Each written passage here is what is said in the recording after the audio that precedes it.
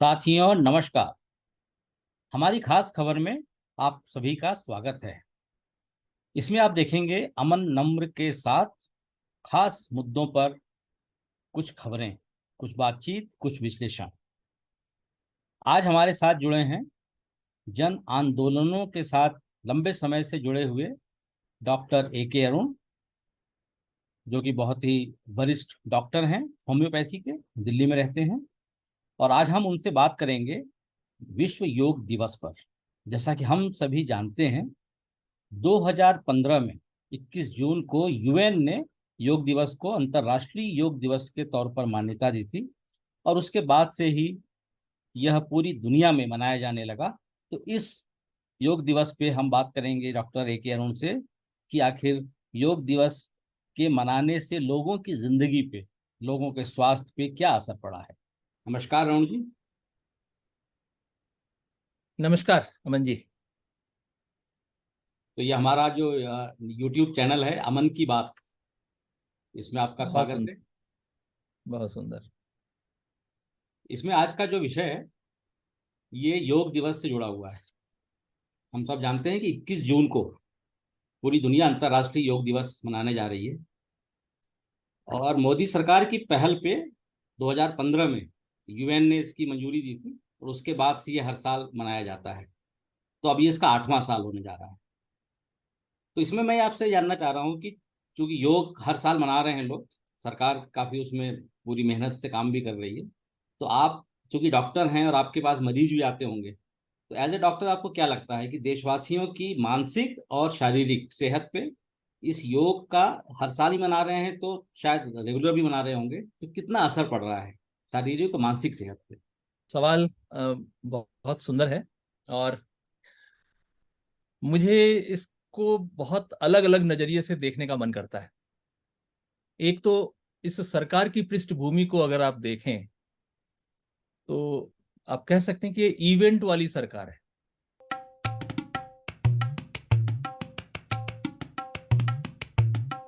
और मोदी जी ने एक इस देश के सबसे लोकप्रिय प्रधानमंत्री हैं, दुनिया में भी काफी उनकी लोकप्रियता है, जैसा कि दावा करते हैं हमारे जो मेन स्ट्रीम मीडिया और उनके चाहने वाले। तो निश्चित रूप से उन्होंने योग को यूएनओ से पास कराकर एक अंतर्राष्ट्रीय योग दिवस के रूप में स्थापित किया, इसमें कोई शक नहीं, इसका श्रेय मोदी जी को जाता है। लेकिन जो योग की जो अवधारणा है ये तो 5,000 वर्ष पुरानी है भारत में। और महर्षि पतंजलि जिनका नाम पर कई व्यावसायिक संगठन खड़े हो गए हैं, वो एक अलग बात है। लेकिन महर्षि पतंजलि ने जो योग सूत्र की रचना की और जो उसका उद्देश्य था उस पर भारत में बहुत काम हुए हैं, आदिकाल से बहुत काम हुए हैं। शोध के स्तर पर, व्यवहार के स्तर पर बहुत बड़े पैमाने पे काम हुआ है। लेकिन इसमें कोई शक नहीं कि इसकी जो लोकप्रियता है वो पिछले कुछ वर्षों में बढ़ी है।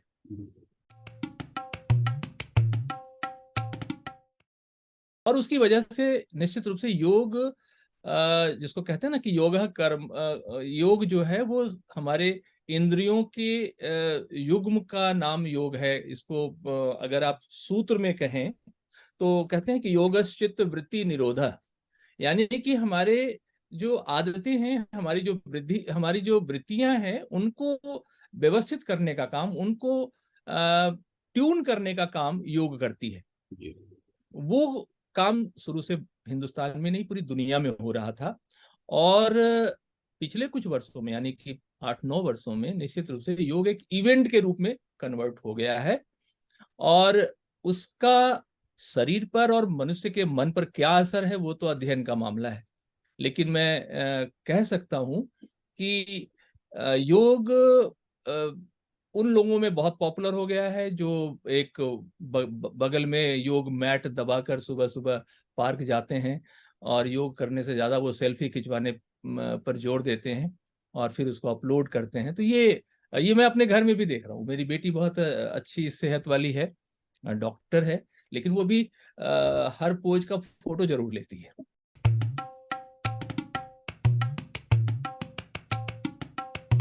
मुझे लगता है कि योग का इवेंट में परिवर्तन हो जाना योग के लिए अच्छा नहीं है। नहीं। और अगर योग के लिए अच्छा नहीं है तो मनुष्य के लिए और जीव जंतुओं के लिए तो और भी अच्छा नहीं है। इससे जुड़ा दूसरा सवाल है कि लगातार 8 साल से पूरा देश अपने तमाम संसाधनों के साथ, मतलब इसमें सरकारी संसाधन भी हैं और बहुत हद तक कई बार निजी संसाधन भी इस्तेमाल किए जाते हैं, और इन सब के साथ वो योग करने में व्यस्त है, लगा हुआ है। राजस्थान की गर्म रेत से लेके सियाचिन की हाड़ कपाती ठंड तक, और समुद्र की लहरों से लेके आसमान में उड़ते विमानों तक लोग योग करते हुए दिख जाते हैं। 21 तारीख को हमको फिर ऐसे ही दिखेंगे। क्या योग एक दिन के इवेंट में बदल गया है, या फिर यह अब जिंदगी का हिस्सा बन गया है आम लोगों की, क्योंकि अब तो 8 साल हो गए, अब तो जिंदगी का हिस्सा बन जाना चाहिए था। इस पे क्या कहना है आपका?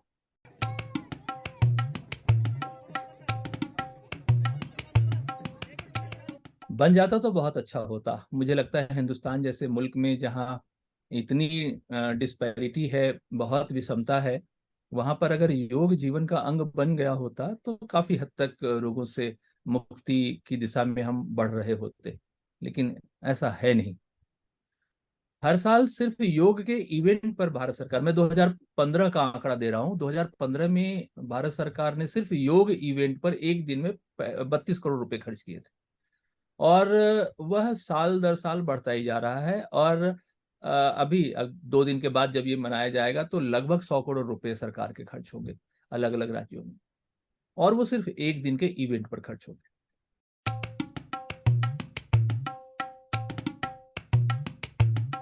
से जो आपने कहा कि जहाज से लेकर समुद्र के तल तक योग होंगे और उसको दिखाया जाएगा। दुर्भाग्य यही है कि योग जो एक साधना का विषय था, योग जो गंभीर से गंभीर रोगों के उपचार के रूप में अपनी हैसियत रखता है, उसको हमने एक इवेंट में कन्वर्ट कर दिया है, जिसकी वजह से जो इसके लाभ और इसके दूसरे जो सकारात्मक पहलू हैं उससे आम लोग वंचित हैं। और आम लोगों में ये वृत्ति बहुत गलत रूप से धारण कर चुकी है कि वो योग करने की बजाय योग के इवेंट में इंटरेस्टेड होते हैं, और वो कहीं दिखना चाहते हैं, वो योग के पोज में दिखना चाहते हैं, वो अपने सोशल मीडिया पर दिखना चाहते हैं। इसकी वजह से हम इसका पूरा लाभ नहीं ले पा रहे हैं।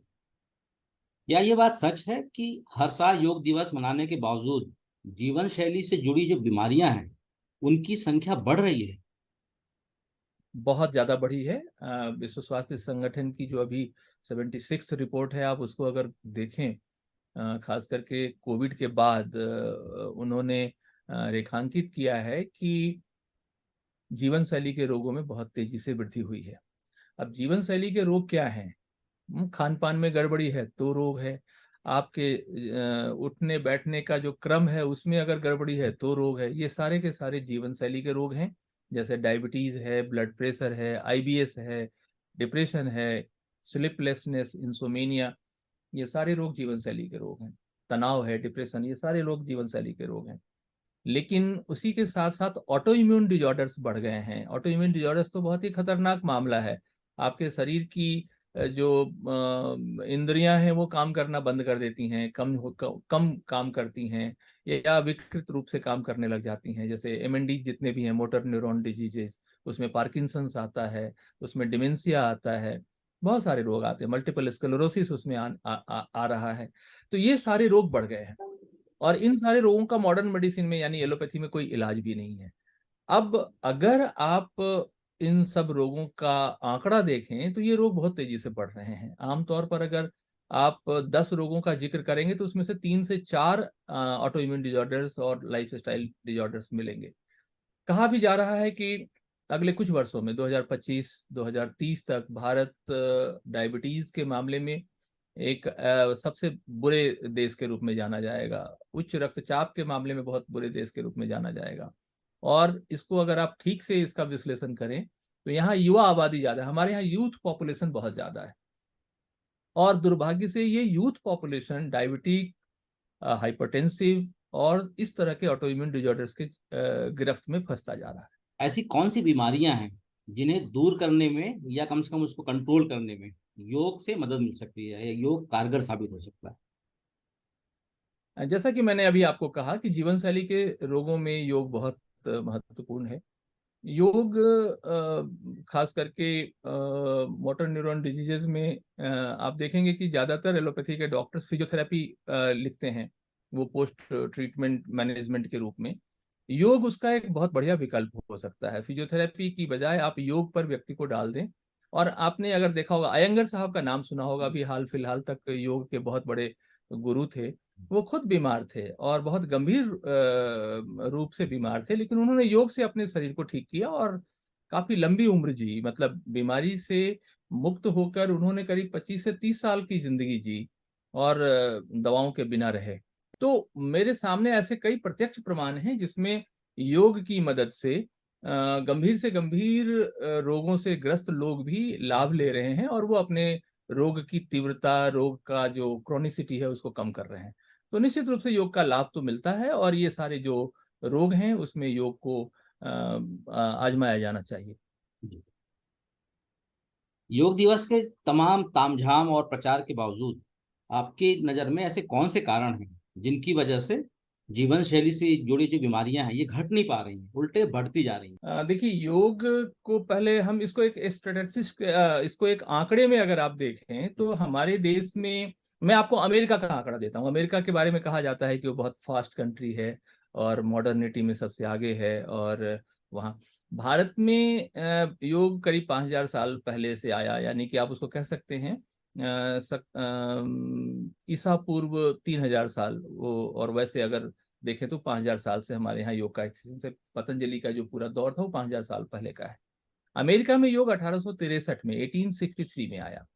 1930 तक, 1930 तक यह अमेरिकी संस्कृति का हिस्सा बन गया।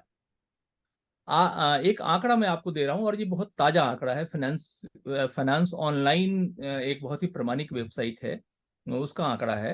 वो कहते हैं कि वहां 80.7% महिलाएं योग करती हैं। इनमें से 72.1% अल्कोहल लेती हैं। आप देखिए, इस पूरे विसंगतियों को देखेंगे तो आपको योग समझ में आ जाएगा। इसमें करीब 51% लोग जो हैं वो कॉलेज के स्टूडेंट्स हैं। 46% जो लोग हैं वो स्मोक नहीं करते। तो अब 87% जो महिलाएं हैं उनमें से 72% तो अल्कोहल ले रही हैं। तो जाहिर है कि उनका जो योग है उनको कितना लाभ दे रहा होगा, आप इससे अंदाजा लगा सकते हैं। अमेरिका में, लेकिन अमेरिका में जो योग शिक्षक हैं उनको 1 घंटे के लिए 47.12 डॉलर एक अच्छे योग शिक्षक को अमेरिका में मिलता है। ये फ्लोरिडा का रेट मैं बता रहा हूँ।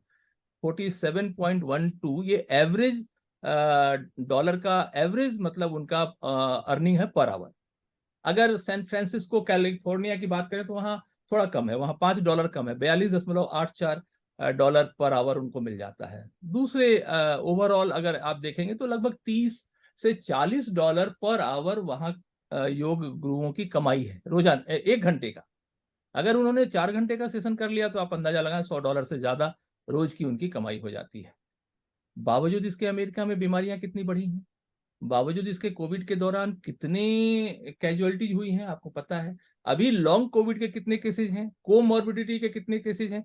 आप इन सब आंकड़ों को जोड़ लेंगे तो आपको समझ में आ जाएगा कि हम योग का लाभ ले नहीं पा रहे हैं, लेकिन योग हम बड़े पैमाने पर कर रहे हैं। एक एक व्यक्ति या एक परिवार अगर $40 पे कर रहा है तो निश्चित रूप से उसको योग का महत्व तो मालूम ही होगा, लेकिन उसको लाभ तो मिल नहीं रहा है। वो उससे ज्यादा पे कर रहा है अस्पतालों को। तो योग का ये जो पक्ष है ये बहुत बुरा पक्ष है। और हिंदुस्तान की स्थिति बुरी इसलिए है कि हिंदुस्तान में हम पश्चिम से ही नकल करते हैं। तो अब हमारे पास एक सेल्फी स्टिक भी है, एक बहुत ही महंगा कैमरा भी है, कैमरा वाला मोबाइल भी है, और योग दिवस भी है। तो जाहिर है कि हम योग का लाभ कम लेंगे, उसको एक इवेंट के रूप में हम ज्यादा से ज्यादा प्रदर्शित करेंगे। में जो जीवन शैली से जुड़ी बीमारियां हैं, अगर उनको हम कम करना चाहें, उनके बोझ को प्रभावी ढंग से कम करना चाहें, तो योग के अलावा जीवन शैली में किस तरह के बदलाव की जरूरत है? देखिए, ज्यादातर जो रोग हैं वो साइकोसोमेटिक डिजॉर्डर्स में आते हैं। साइकोसोमेटिक डिजॉर्डर्स का मतलब होता है कि मनुष्य का मानसिक और शारीरिक विकृति से होने वाला रोग। ज्यादातर रोग जैसे आईबीएस है, irritative bowel syndrome. Irritative bowel syndrome का सीधा संबंध आपके तनाव से है। वो मतलब उसका जो मेंटल एस्पेक्ट है वो उसका एग्रावेटिंग फैक्टर है, उसकी वजह से वो रोग कभी ठीक नहीं होगा। तो व्यक्ति दवाइयां भी खा ले, सब कुछ कर ले और तनाव में है, तो उसका आईबीएस ठीक नहीं होगा। ऐसे ही जो साइको फैक्टर है वो लगभग सभी रोगों में एक एग्रेवेटिंग फैक्टर के रूप में काम करता है। और अगर आप योग का सही उपयोग करें तो ये साइको फैक्टर को आप काफी रिड्यूस कर सकते हैं, स्ट्रेस फैक्टर को काफी रिड्यूस कर सकते हैं, डिप्रेसिव फैक्टर को काफी रिड्यूस कर सकते हैं। और उससे जिसको बोलते हैं क्योर रेट, बीमारी के ठीक होने की जो दर है वो बहुत इम्प्रूव हो जाएगी।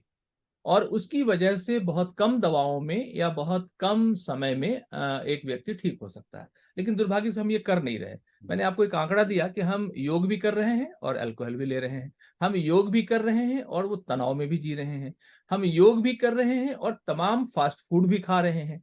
तो अब आप देखेंगे कि जहां जहां आगामी 21 तारीख को योग दिवस होगा, उसके बाद जहां भी ये इवेंट होगा, आप देखेंगे वहां ढेर सारे पाउच मिलेंगे, पैक्ड फूड्स के, ढेर सारे केन्स मिलेंगे, बॉटल्स मिलेंगे, ये सब चीजें आपको वहां वेस्टेज के रूप में मिलेंगी। यानी कि आपने योग के नाम पर कुछ किया, मैं उसको बोलूंगा योग नहीं किया, आपने योग के नाम पर कुछ किया, एक इवेंट आपने किया, क्योंकि राष्ट्रीय स्तर पर एक बड़ा आयोजन है। और हम क्या बोलते हैं उसको, हम लोग उत्सव धर्मी लोग माने जाते हैं, हिंदुस्तान के लोग उत्सव धर्मी लोग माने जाते हैं, तो हम उत्सव के रूप में शामिल होंगे योग में।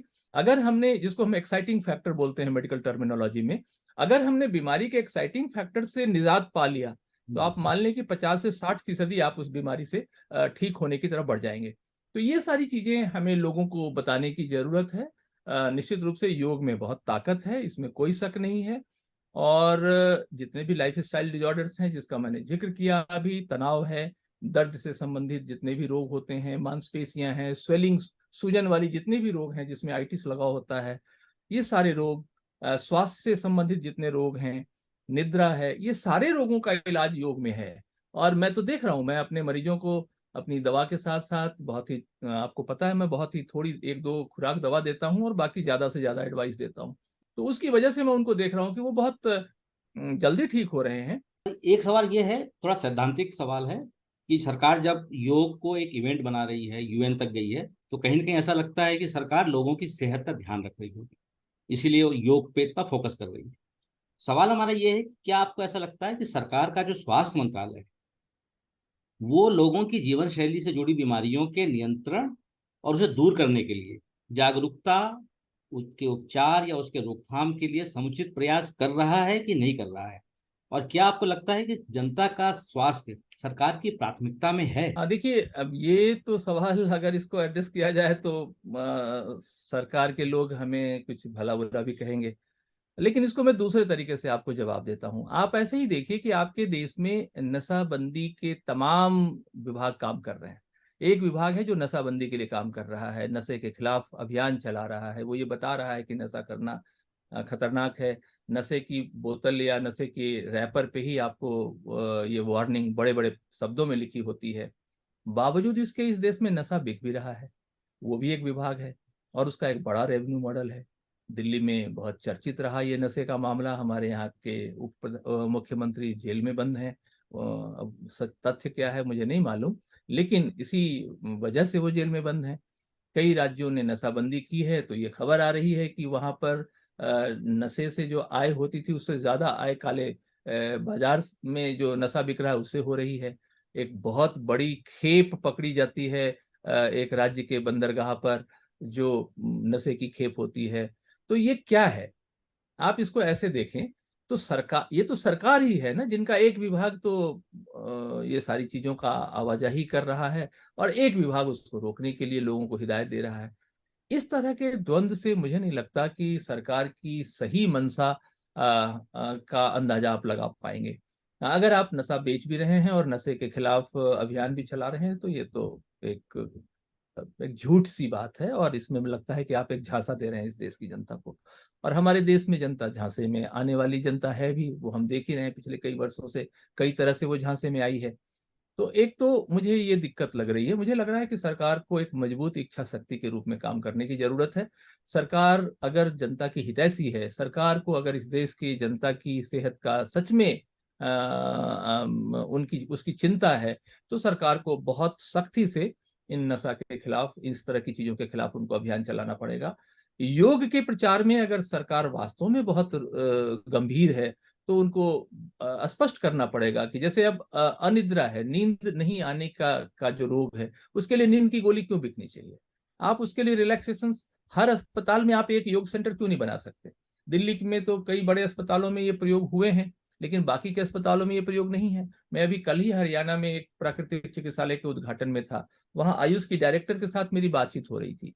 वो कह रही थी कि हमें तो बहुत संघर्ष करना पड़ता है कि सिविल हॉस्पिटल में एक योग सेंटर हम खोलें तो हमें कोई कमरा तक नहीं देता। तो सरकार अगर ये करना चाहती है तो वो हर अस्पताल में, हर स्कूल में, हर सार्वजनिक जगह पर योग के शिक्षक, दिल्ली में सरकार ने की है, अच्छी कोशिश है कि वो सुबह सुबह निःशुल्क योग के लिए शिक्षक उपलब्ध कराते हैं। अगर कोई समूह उनसे मांग करता है तो वो भेज देते हैं। तो ऐसी कोई कोशिश अगर सरकार करती है तो हम योग का एक सार्थक लाभ जनता को दे पाएंगे। अदरवाइज सारी तैयारी, मतलब मैं आपको बताऊं कि एक विभाग का के बड़े अधिकारी का नाम मैं नहीं लूंगा, मैं आपको सिर्फ इशारे से बता देता हूं कि मैंने जब उनसे पूछा कि आपका ये योग विभाग है, तो कहे कि अरे हम तो 21 तारीख की तैयारी में लगे हैं। और ये मैं करीब 15 दिन पुरानी बात बता रहा हूँ। मैंने कहा कि सर 15 दिन पहले से आप 21 तारीख की तैयारी में लगे हैं, अंतर्राष्ट्रीय योग दिवस? हाँ हाँ, ये निर्देश आया है सरकार का। तुमने कहा बाकी के दिन? तो बाकी के दिन हमने छुट्टी कर दी है। और मुझे लगता है कि इस बात को जनता के स्तर पर, मीडिया के स्तर पर उठाए जाने की जरूरत है। और मुझे लगता है कि अगर ऐसा कुछ होगा तो सरकार को शायद जगना पड़ेगा। एक सवाल ये था कि अभी का जो माहौल है देश का, बेरोजगारी कम नहीं हुई है। घोषणाएं सरकार ने जरूर की हैं नौकरियां बांटने की, कुछ नौकरियां बांटी भी हैं, लेकिन बेरोजगारी दर फिर भी काफी ज्यादा है। भ्रष्टाचार अभी भी बना ही हुआ है। एक तरफ धार्मिक उन्माद की चीजें भी सामने आ रही हैं अलग अलग जगहों से। जाति हिंसा जो है वो अभी फिर से शुरू हो रही है। कई राज्यों में आप देख रहे हैं कि काफी तेजी से मामला बढ़ रहा है। भय का माहौल भी है, अविश्वास का माहौल भी है। इस तरह का जो सामाजिक माहौल है उसमें योग के क्या फायदे हो सकते हैं?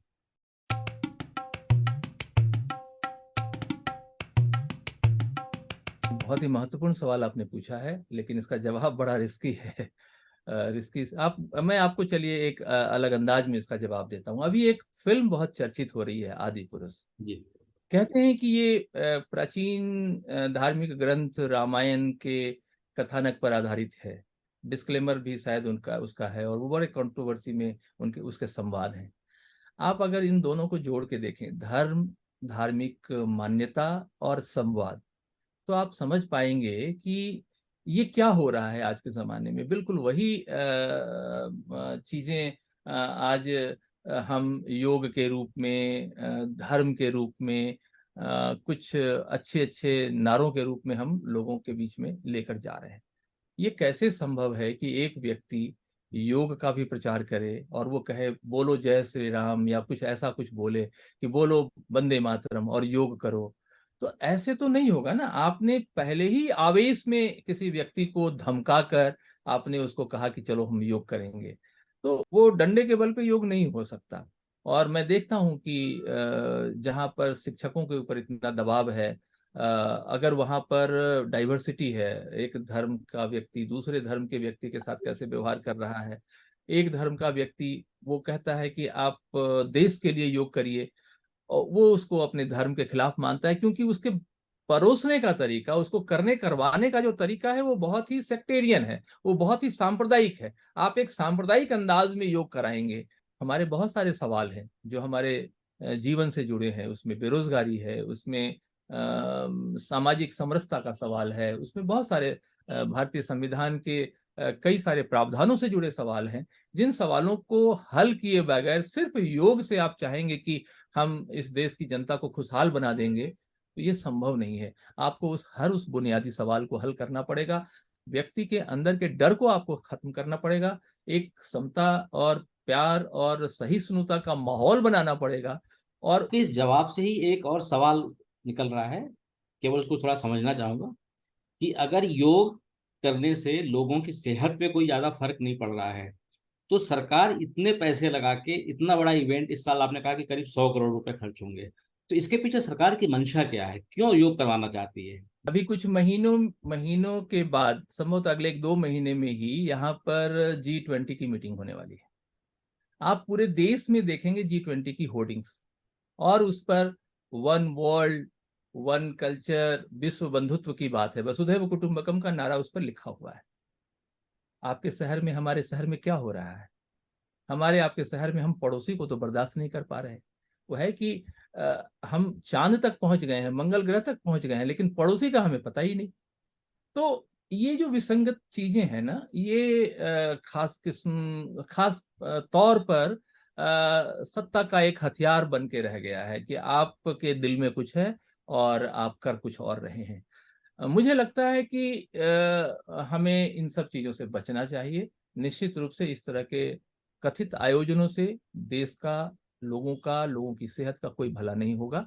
अब एक व्यक्ति को आप बहुत जलील कर दें, एक व्यक्ति को आप बहुत गुस्से में ला दें, एक व्यक्ति को आप बिल्कुल ऐसा परेशान कर दें और उसको एक म्यूजिक कंसर्ट में बिठा दें कि यहाँ गजल का प्रोग्राम चल रहा है, यहाँ वो क्या सुनेगा? उसके लिए माहौल चाहिए, उसके लिए एक वातावरण चाहिए। उसी तरह से इस देश में योग के लिए भी वातावरण की जरूरत है, जिस वातावरण का निर्माण सरकार को करना चाहिए, समाज को करना चाहिए। हम उन वातावरण का निर्माण किए बगैर सिर्फ अपने चंद स्वार्थ लाभ के लिए, राजनीतिक लाभ के लिए अगर हम योग को एक इवेंट के रूप में प्रस्तुत कर रहे हैं, तो ये तो नाइंसाफी है, इस देश के जनता के सार्वजनिक संसाधनों की बर्बादी है। और मैंने आपको बताया कि करीब 100 करोड़ रुपया खर्च होगा अगले 21 तारीख को इस देश का, और टैक्स पेयर्स का पैसा होगा। और वो 100 करोड़ रुपया कहाँ जाएगा? मैट खरीदे जाएंगे, ग्राउंड को पे किया जाएगा, इवेंट्स के जो और हैरानी की बात है कि वो इवेंट मैनेजर्स के हवाले है। मतलब ऐसा कुछ नहीं स्वतः स्फूर्त आप पार्क में जाएंगे और अपन योग करके आ जाएंगे। इवेंट मैनेजर हैं, उनका बाजाप्ता बहुत बड़ा शुल्क लेते हैं, वो इवेंट कराएंगे। अलग अलग डिपार्टमेंट को टारगेट दिया गया है, उनको बजट दिया गया है। मुझे नहीं लगता कि इस तरह के किसी आयोजन से इस देश में खास करके लोगों की सेहत का कोई भला होगा। बात आपने कही। जो लोग हमारा चैनल देखेंगे, जो हमारे यूजर हैं, उनके लिए जो डायबिटीज है, अनिंद्रा है, हार्ट अटैक इस समय आप देख रहे हैं बहुत ज्यादा बढ़ रहे हैं, इस तरह की जो बीमारियां हैं, इनसे बचने के लिए या इनके साथ जीने के लिए, हो सकता है कि बहुत सी बीमारियां हम खत्म नहीं कर पाए, अब वो जिंदगी के साथ ही चलेगी। कुछ ऐसे टिप्स बताइए जो लोग कॉमन अपने रोजमर्रा की जिंदगी में यूज कर पाए और थोड़ा बेहतर हो पाए। देखिए, बहुत सामान्य तरीके से अगर आप कहें तो आप प्रकृति को देखें, प्रकृति को आप अपना गुरु मान लें। और प्रकृति में आप देखें, जैसे मौसम अगर गर्म है तो थोड़ा सा आप उस गर्मी को बर्दाश्त करना सीखें। आप ये देखें कि उसी प्रकृति में एक जीव है जो प्रकृति के साथ जी रहा है। उनके उनके लिए कोई एसी नहीं लगा होता, या सर्दियों में उनके लिए कोई गीजर नहीं लगा होता, तो वो प्रकृति के साथ जीते हैं और वो बहुत कम बीमार पड़ते हैं, लगभग न के बराबर बीमार पड़ते हैं। तो एक तो पहला, हम प्रकृति को देखें, प्रकृति को अपना गुरु मान लें और प्रकृति के साथ रहने की कोशिश करें। गर्मी में भी बहुत, मैं ये नहीं कह रहा कि बिल्कुल आप झुलस जाएं, गर्मी में कोशिश करें कि जितना सह सकते हैं। हाँ, पंखे से भी काम चल सकता है, एसी चलाने की अगर जरूरत नहीं है तो आप उसको बंद रखें। एक तो ये टिप्स अगर हम लोग अपनाते हैं तो हम अपने बॉडी में रेसिस्टेंस बढ़ाएंगे, टॉलरेंस बढ़ाएंगे। और इस समय टॉलरेंस बढ़ाना बहुत जरूरी है, क्योंकि रेसिस्टेंस बॉडी का कम हुआ है। कोविड में जो इतनी बड़ी पैमाने पे मौत हुई है वो टॉलरेंस कम होने की वजह से हुई है। उन लोगों की जिंदगी बची है जिन्होंने अपने शरीर में टॉलरेंस बढ़ाया। और अंत में डब्ल्यूएचओ ने यही कहा कि नहीं नहीं, हम इन दवाओं का कुछ नहीं कर सकते। ये सब दवाइयां तो लगभग ऐसे ही हमने बता दी थी। आपको पता होगा कि रेमडेसिविर, आइवरमेक्टिन और एचसीक्यू जैसी दवाओं को बाद में डब्ल्यूएचओ ने खारिज किया। उन्होंने कहा कि नहीं, आप इम्यूनिटी बढ़ाइए। तो इम्यूनिटी बढ़ाने का सबसे अच्छा तरीका है सादा भोजन, नियमित व्यायाम और तनाव से मुक्त रहना। हफ्ते में एक दिन कम से कम आप उपवास अगर कर सकते हैं तो उपवास कर लें। 2.5 लीटर से 3.5 लीटर या 4 लीटर तक पानी पिएं अपने शरीर की क्षमता के अनुसार। ज्यादा से ज्यादा कच्चा भोजन करें या उबला भोजन करें, बहुत कम मसाले अपने भोजन में लें। नमक, चीनी कम कर दें, बंद ना करें, कम कर दें, हो जाएगा बिना किसी दवा के। ये काम अमन की बात चैनल देखने वाले अगर अपना लें तो मुझे लगता है कि वो अपने शरीर का बहुत फायदा करा सकते हैं। बहुत बहुत धन्यवाद अरुण जी। और जो भी साथी हमारा ये चैनल देख रहे हैं, उन सभी से मैं रिक्वेस्ट करूंगा कि इसे जरूर सब्सक्राइब करें, शेयर करें और लाइक करें। शुक्रिया। धन्यवाद आपका।